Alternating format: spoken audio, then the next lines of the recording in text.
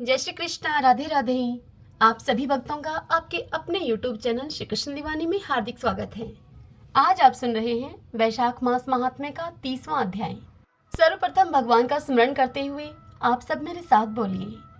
शांताकारं भुजगशयनं पद्मनाभं सुरेशं विश्वधारं गगनसदृशं मेघवर्णं शुभांगं लक्ष्मीकान्तं कमलनयनं योगिभिर्दयानगमयं वन्दे विष्णुं भवभयहरं सर्वलोकैकनाथम्। ओम नमो भगवते वासुदेवाय। भगतजनों, वैशाख महात्म्य का यह अंतिम अध्याय है। इसके बाद कल से हम जेठ महात्म्य की अध्यायों का श्रवण क्या करेंगे। तो आइए आज की कथा का श्रवण करते हैं। समस्त ऋषिगण श्री सूत जी से बोले, हे महाप्राग सूत जी, आपका हृदय अत्यंत करुणापूर्ण है। आपने कृपा करके ही पाप नाशक वैशाख महात्म्य का हमसे वर्णन किया है। हे सूत जी, अब इस समय हम सभी भक्तगण भक्तों के प्रिय परमात्मा भगवान श्री कृष्ण का ध्यान सुनना चाहते हैं। वह ध्यान किस प्रकार से करना चाहिए जो कि भवसागर से तारने वाला है। यह सुनकर सूत जी ने कहा कि हे मुनियों, वृंदावन में विचरण करने वाले जगत आत्मा भगवान श्री कृष्ण के, जो कि गौओं, ग्वालों और गोपियों के प्राण हैं, उनके ध्यान का वर्णन अब मैं आप लोगों के समक्ष करता हूँ। आप सभी लोग ध्यान से सुने। हे द्विजवरों, एक समय महर्षि गौतम ने देव ऋषि नारद जी से यही बात पूछी थी जो कि अब आप मुझसे पूछ रहे हैं। नारद जी ने महर्षि गौतम से जिस पाप नाशक ध्यान का वर्णन किया था, वही पाप नाशक ध्यान अब मैं आप लोगों को बताता हूँ। नारद जी ने कहा कि ध्यान करने वाले मनुष्य को सदा ही शुद्ध चित होकर पहले उस परम कल्याण में सुंदर वृंदावन का चिंतन करना चाहिए, जो कि फूलों के समुदाय, मनोहर सुगंध और बहते हुए मकरंद आदि से सुशोभित सुंदर सुंदर वृक्षों के नूतन पल्लवों से झुका हुआ शोभा पा रहा है, तथा जो कि खिली हुई नवल मंजरियों और ललित लताओं से आवृत है। उस वन के भीतर भी एक कल्प वृक्ष का चिंतन करें, जो कि बहुत ही मोटा और ऊंचा है, जिसके नए नए पल्लव मूंगे के समान लाल हैं, पत्ते मरकत मणि के सदृश नीले हैं, कलिकाएं मोती के प्रभा पुंज की भांति शोभा पा रही हैं, और नाना प्रकार के फल पदम राग मणि के समान जान पड़ते हैं। समस्त ऋतुएं सदा ही उस वृक्ष की सेवा में रहती हैं, तथा वह संपूर्ण कामनाओं को पूर्ण करने वाला है। फिर आलस्य रहित होकर विद्वान पुरुष धारावाहिक रूप से अमृत की बूंदें बरसाने वाले उस कल्प वृक्ष के नीचे स्वर्णमयी वेदी की भावना करें, जो कि मेरुगिरी पर उगे हुए सूर्य की भांति प्रभा से उद्भासित हो रही है, जिसका फर्श जगमगाती हुई मणियों से बना है, जो फूलों के पराग पुंज से कुछ धवल वर्ण की सी हो गई है, तथा जहाँ सुधा, पिपाशा, शोक, मोह और जरा मृत्यु ये 6 उर्मियां नहीं पहुंचने पाती। उस रत्नमय फर्श पर रखे हुए एक विशाल योग पीठ के ऊपर लाल रंग के अष्टदल कमल का चिंतन करके उसके मध्य भाग में सुखपूर्वक बैठे हुए भगवान श्री कृष्ण का ध्यान करें, जो कि अपनी दिव्य प्रभा से उदयकालीन सूर्यदेव की भांति दीप्यमान हो रहे हैं। भगवान के श्री विग्रह की आभा इंद्र के वज्र से विदीर्ण हुए कजलगिरी मेघों की घटा तथा नूतन नील कमल के समान श्याम रंग की है। श्याम मेघ के समान काले काले घुंघराले केश कलाप बड़े ही चिकने हैं, तथा उनके मस्तक पर मनोहर मोर पंख का मुकुट शोभा पा रहा है। कल्प वृक्ष के फूलों से जिन पर भौरे मंडरा रहे हैं, भगवान का श्रृंगार हुआ है। उन्होंने कानों में खिले हुए नवीन कमल के कुंडल धारण कर रखे हैं, जिन पर चंचल भ्रमर उड़ रहे हैं। उनके ललाट में चमकीले गोरोचन का तिलक चमक रहा है, तथा धनुष आकार बोहें बड़ी ही सुंदर प्रतीत हो रही हैं। भगवान का मुख शरद पूर्णिमा के कलंकहीन चंद्रमंडल की भांति कांतिमान है। बड़े बड़े उनके नेत्र कमल दल के समान सुंदर जान पड़ते हैं। दर्पण के सदृश स्वच्छ कपोल रत्नों के कारण चमकते हुए मकराकृत कुंडलों की किरणों से दैदीप्यमान हो रहे हैं, तथा ऊंची नासिका बड़े ही मनोहर जान पड़ती है। सिंदूर के समान परम सुंदर लाल लाल होठ हैं। चंद्रमा, कुंद और मंदार पुष्प की सी मंद मुस्कान की छटा से सामने की दिशा प्रकाशित हो रही है, तथा वन के कोमल पल्लवों और फूलों के समूह के द्वारा बनाए हुए हार से शंख सदृश मनोहर ग्रीवा बड़ी ही सुंदर जान पड़ती है। मंडराते हुए मतवाले भौरों से निनादित एवं घुटनों तक लटकती हुई पारिजात पुष्पों की माला से दोनों कंधे उनके शोभा पा रहे हैं। पीन और विशाल वक्षस्थल रूपी आकाश हार रूपी नक्षत्रों से सुशोभित है तथा उसमें कौस्तुभ मणि रूपी सूर्य भासमान हो रहा है। भगवान के वक्षस्थल में श्रीवत्स का चिन्ह बड़ा ही सुंदर दिखाई देता है। उनके कंधे ऊंचे हैं, गोल गोल सुंदर भुजाएं घुटनों तक लंबी एवं मोटी हैं। उदर का भाग बड़ा ही मनोहर है, नाभि विस्तृत और गहरी है तथा त्रिवली की रोम पंक्ति भंवरों की पंक्ति के समान शोभा पा रही है।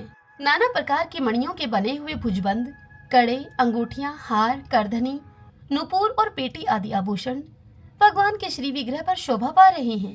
उनके समस्त अंग दिव्य अंगरागों से अनुरंजित हैं तथा कटी भाग कुछ हल्के रंग के पीतांबर से ढका हुआ है। उनकी दोनों जांघें और घुटने सुंदर हैं। पिंडलियों का भाग गोलाकार एवं मनोहर है। पादाग्र भाग परम कांतिमान तथा ऊंचा है और अपनी शोभा से कछुए के पृष्ठभाग की कांति को मलिन कर रहा है तथा दोनों चरण कमल माणिक्य तथा दर्पण के समान स्वच्छ, नख पंक्तियों से सुशोभित, लाल लाल अंगुली दलों के कारण बड़े सुंदर जान पड़ते हैं। मत्स्य, अंकुश, चक्र, शंख, पताका, जौ, कमल और वज्र आदि चिन्हों से चिन्हित लाल लाल हथेलियों और तलवारों से भगवान बड़े ही मनोहर प्रतीत हो रहे हैं। उनका श्रीअंग लावण्य के सार संग्रह से निर्मित जान पड़ता है तथा उनके सौंदर्य के सामने कामदेव के शरीर की कांति फीकी पड़ जाती है। भगवान अपने मुखारविंद से मुरली बजा रहे हैं। उस समय मुरली के छिद्रों पर उनकी उंगलियों के फिरने से निरंतर दिव्य रागों की सृष्टि हो रही है, जिनसे प्रभावित होकर समस्त जीव जंतु जहाँ के तहाँ बैठकर भगवान की ओर मस्तक टेक रहे हैं। भगवान गोविंद अनंत आनंद के समुद्र हैं। थनों के भार से लड़खड़ाती हुई मंद मंद गति से चलने वाली गोएं, दांतों के अग्रभाग में चबाने से बचे हुए तिनकों के अंकुर लिए हुए, पूंछ लटकाए हुए भगवान के मुख कमल में आंखें गड़ाए हुए चारों ओर से घिरकर उनको खड़ी हैं। गौओं के साथ ही छोटे छोटे बछड़े भी भगवान को सब ओर से घेरे हुए हैं और मुरली से मंद स्वर में जो मनोहर संगीत की धारा बह रही है, उस धारा को वे कान लगाकर सुन रहे हैं, जिसके कारण उनके दोनों कान खड़े हो गए हैं। गौओं के टपकते हुए थनों के आभूषण रूप दूध से भरे हुए उनके मुख स्थिर हैं, जिनसे कि फेन युक्त दूध बह रहा है। इससे वे बछड़े बड़े ही मनोहर प्रतीत हो रहे हैं। भगवान के ही समान गुण, शील, अवस्था, विलास तथा वेशभूषा वाले गोप भी, जो कि अपनी चंचल भुजाओं को सुंदर ढंग से नचाने में चतुर हैं, बंसी और वीणा की मधुर ध्वनि का विस्तार करके मंद, उच्च और तार स्वर में कुशलता पूर्वक गान करते हुए भगवान को सभी ओर से घेर कर खड़े हैं। छोटे छोटे ग्वाल बाल भी भगवान के चारों ओर घूम रहे हैं। जांग से ऊपर उनके मोटे कटिभाग में करधनी पहनाई गई है, जिसकी शुद्र घंटिकाओं की मधुर झनकार सुनाई पड़ती है। वे भोले भाले बालक बगनखों के सुंदर आभूषण पहने हुए हैं। उनकी मीठी मीठी तोतली वाणी साफ समझ में नहीं आती। भगवान के प्रति दृढ़ अनुराग रखने वाली सुंदरी गोपांगनाएं भी उन्हें प्रेम पूर्ण दृष्टि से निहारती हुई सभी ओर से घेर कर खड़ी हुई हैं। गोप, गोपी और पशुओं के घेर से बाहर भगवान के सामने की ओर ब्रह्मा, शिव तथा इंद्र आदि सभी देवताओं का समुदाय खड़ा होकर उन भगवान गोविंद की स्तुति कर रहा है। इसी प्रकार उपयुक्त घेरे से बाहर भगवान के दक्षिण भाग में सुदृढ़ धर्म की अभिलाषा से वेदाभ्यास प्रायण मुनियों का समुदाय उपस्थित है तथा पृष्ठभाग की ओर समाधि के द्वारा मुक्ति की इच्छा रखने वाले सनकादिक योगीश्वर खड़े हैं। वाम भाग में अपनी स्त्रियों के सहित यक्ष, सिद्ध, गंधर्व, विद्याधर, चारण और किन्नर खड़े हैं। साथ ही भगवत प्रेम की इच्छा रखने वाली मुख्य मुख्य अप्सराएं भी वहां मौजूद हैं। ये सब लोग नाचने, गाने और बजाने के द्वारा भगवान की सेवा कर रहे हैं। तत्पश्चात आकाश में स्थित मुझ ब्रह्मापुत्र देवऋषि नारद का चिंतन करना चाहिए। इस प्रकार से सोचें कि नारद जी के शरीर का वर्ण शंख, चंद्रमा और कुंद के समान गौर है। वे संपूर्ण आगमों के ज्ञाता हैं। उनकी जटाएं बिजली की पंक्तियों के समान पीली और चमकीली हैं। वे भगवान के चरण कमलों के निर्मल भक्ति के इच्छुक हैं तथा अन्य सब और की आशक्तियों का सर्वथा परित्याग कर चुके हैं और संगीत संबंधी नाना प्रकार की श्रुतियों से युक्त 7 स्वरों और त्रिविध ग्रामों की मनोहर मूर्छनाओं को अभिव्यंजित करके अत्यंत भक्ति के साथ भगवान को प्रसन्न कर रहे हैं।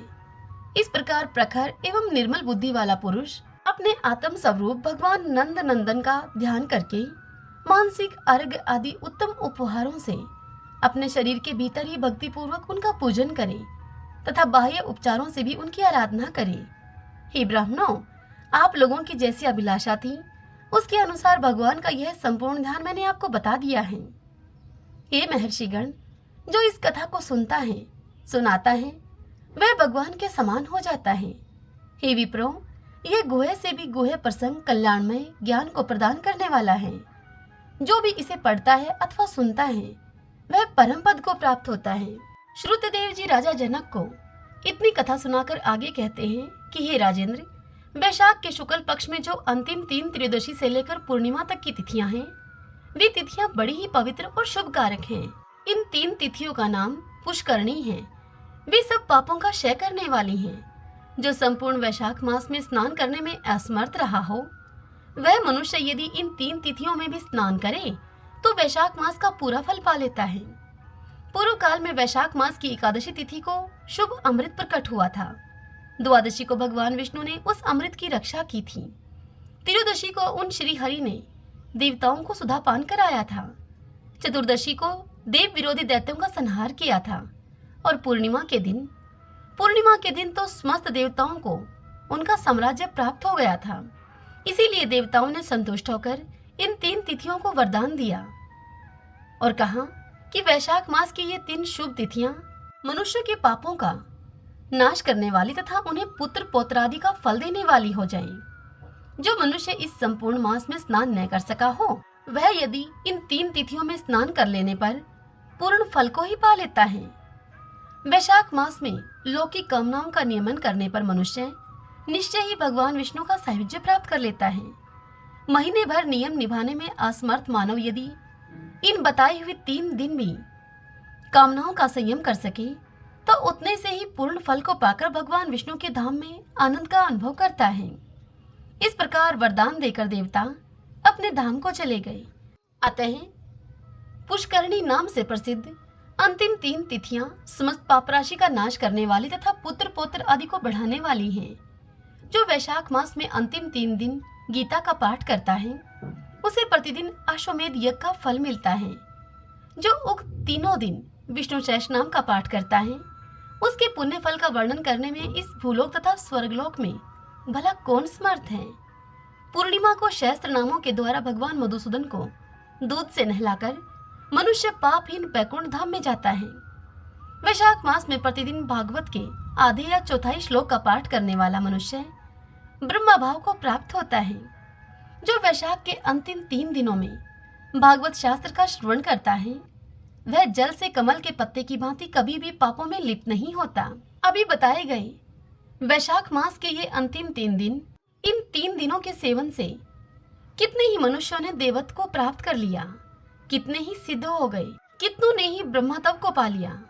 ब्रह्म ज्ञान से मुक्ति होती है अथवा प्रयाग में मृत्यु होने से या वैशाख मास में नियम पूर्वक प्रातःकाल जल में स्नान करने से मोक्ष की प्राप्ति होती है।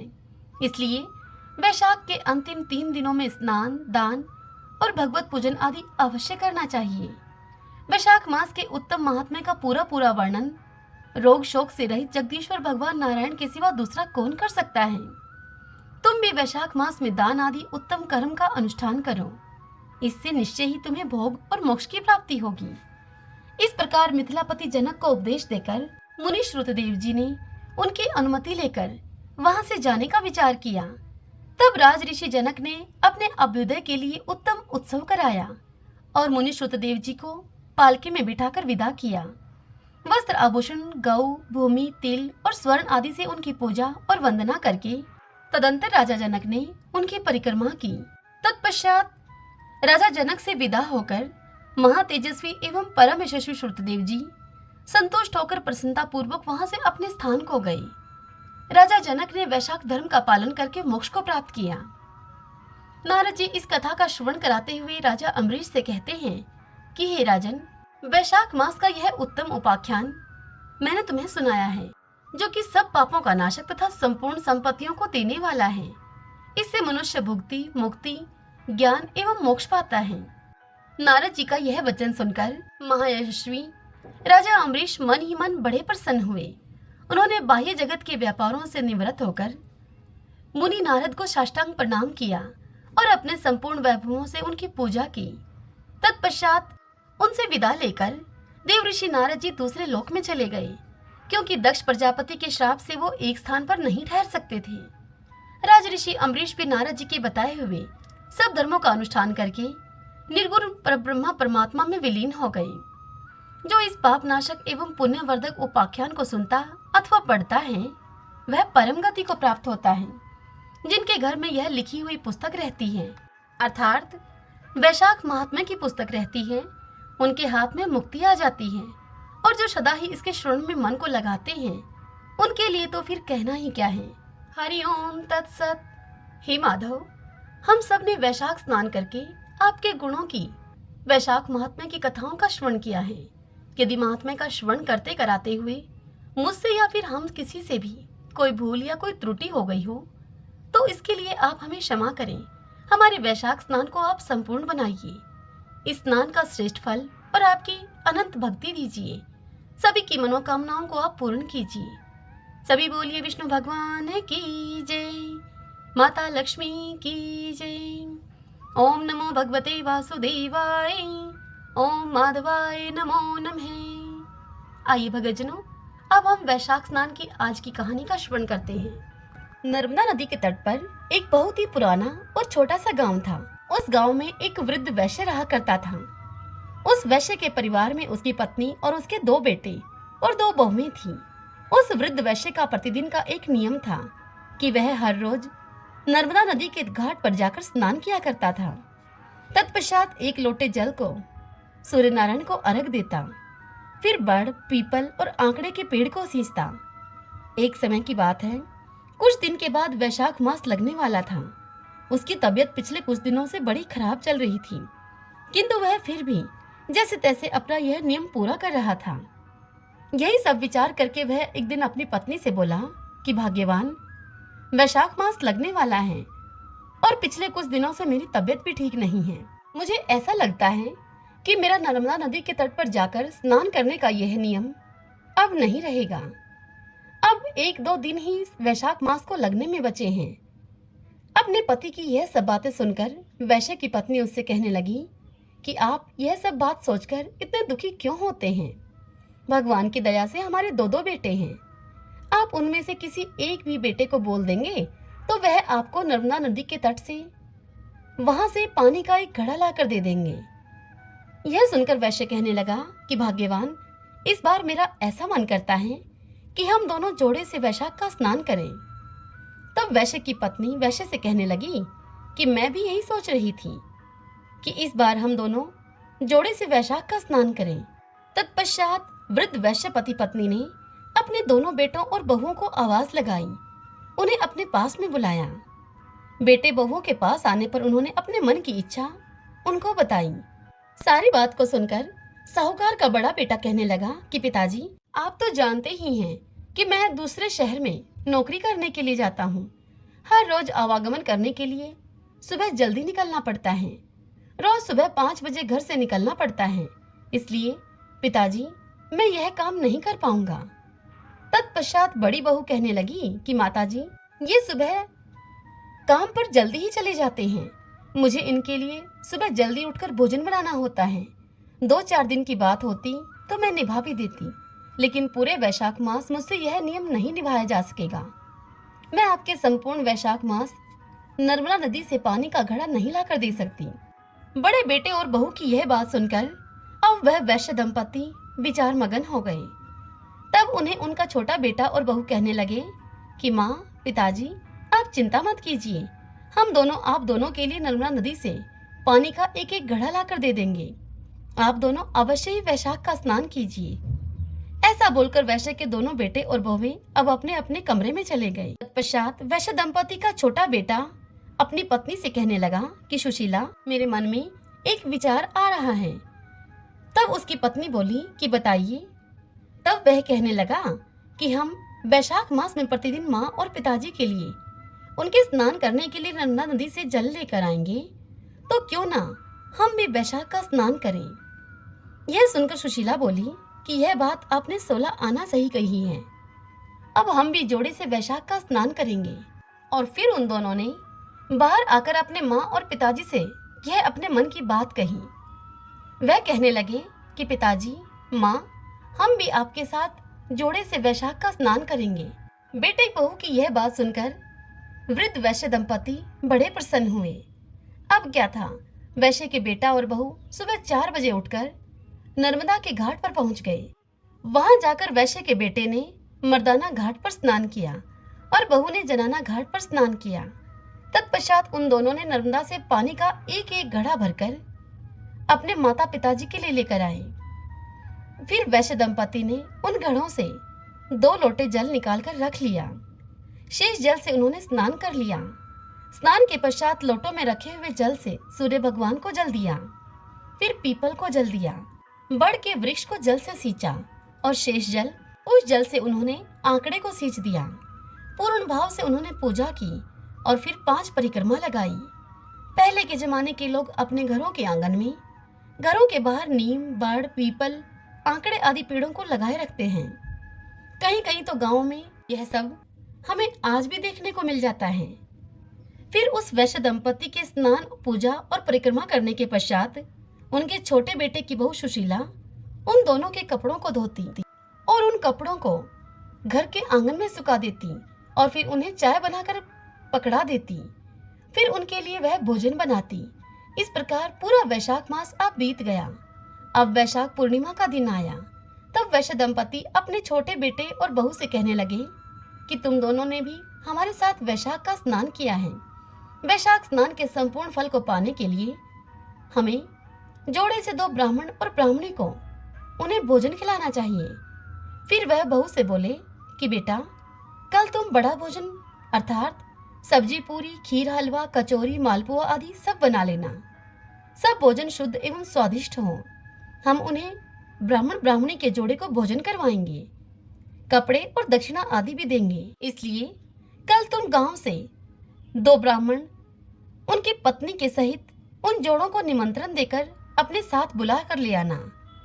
तब वैश्य के बेटा और बहू कहने लगे कि पिताजी, माँ, जैसा आपने कहा हम वैसा ही करेंगे। तत्पश्चात अगले दिन वृद्ध वैश्य के छोटे बेटे की बहू सुशीला सुबह जल्दी उठकर सभी स्वादिष्ट भोजन बनाने लगी और फिर भोजन बनाने के पश्चात वह गांव से 2 ब्राह्मण और ब्राह्मणी के जोड़ों को बुलाने के लिए चली गई।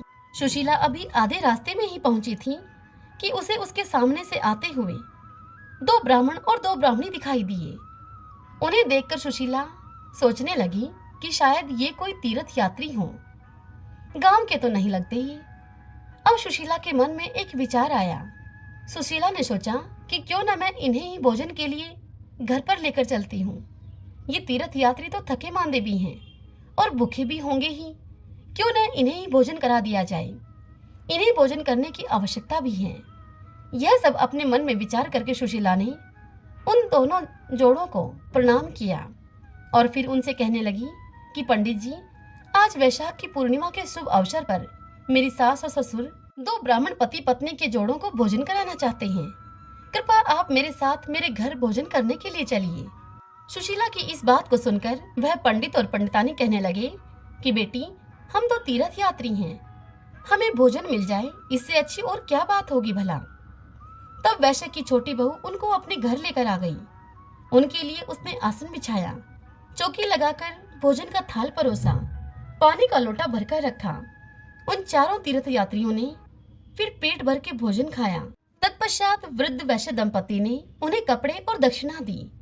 वैश्य परिवार की सेवा भाव से प्रसन्न होकर उन चारों तीर्थ यात्रियों ने उन सबको ढेरों आशीर्वाद दिए। तत्पश्चात वैश्य दंपति अपने छोटे बेटे और बहू से कहने लगे कि इनके चरण धोने के लिए जल लेकर आओ।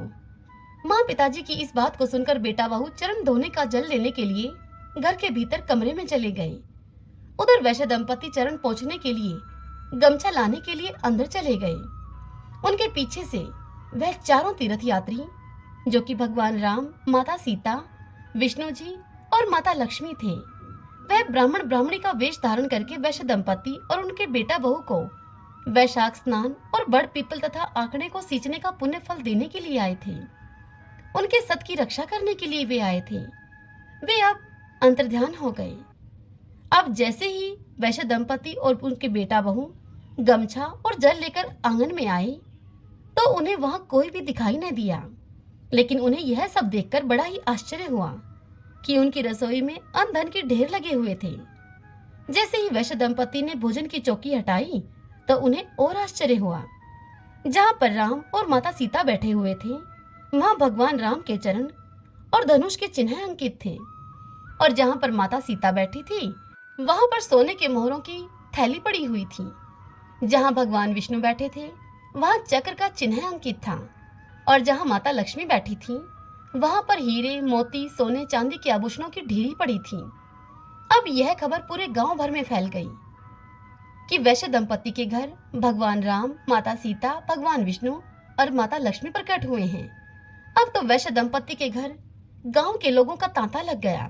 अब जब वैश्य दंपति के बड़े बेटे को, बड़ी बहू को यह बात पता चली तो उन्हें बहुत दुख हुआ।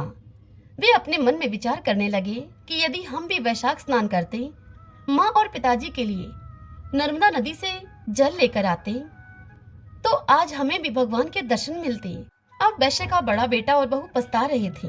उसी दिन उस वैश्य दंपति ने पूरे गांव भर में यह ढिंढोरा पिटवा दिया कि वैशाख में स्नान करने, बड़ पीपल और आंकड़े को सींचने एवं पूजन करने से घर से गरीबी दूर चली जाती है, घर में अन्न धन और सुख समृद्धि बढ़ती है।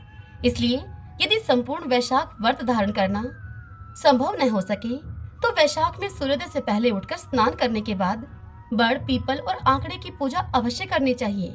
उन्हें जल से सींचे। ऐसा करने से घर की गरीबी दूर होती है।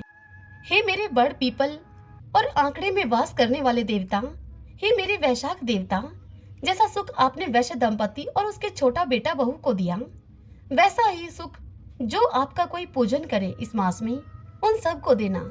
आपकी यह कथा जो भी कहे, सुने, हुकारा भरे, उन सब को सुख देना, उनकी सबकी दरिद्रता को दूर करना, सभी की मनोकामनाओं को पूर्ण करना। सभी बोलिए वैशाख देव भगवान विष्णु की जय। तो आइए भगवान के इन नामों को 5 बार बोलते हुए संकीर्तन करते हैं। श्री कृष्ण गोविंद हरि मुरारी, हे नाथ नारायण वासुदेव। श्री कृष्ण गोविंद हरि मुरारी, हे नाथ नारायण वासुदेव। श्री कृष्ण गोविंद हरि मुरारी, हे नाथ नारायण वासुदेव। श्री कृष्ण गोविंद हरि मुरारी, हे नाथ नारायण वासुदेव। श्री कृष्ण गोविंद हरि मुरारी, हे नाथ नारायण वासुदेव। सभी बोलिए विष्णु भगवान की जय। श्री राधा कृष्णाभ्याम नमो नमः।